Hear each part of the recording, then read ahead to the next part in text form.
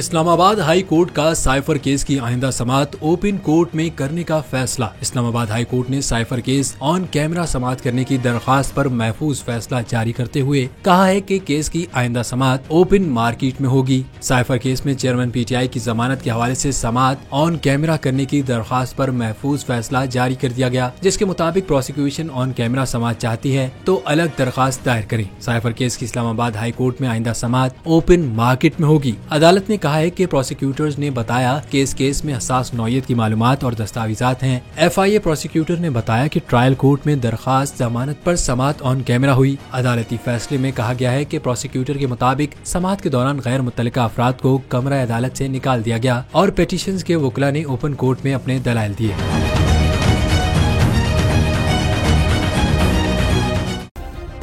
Subscribe करें और bell दबाएं ताकि कोई खबर रह न जाए।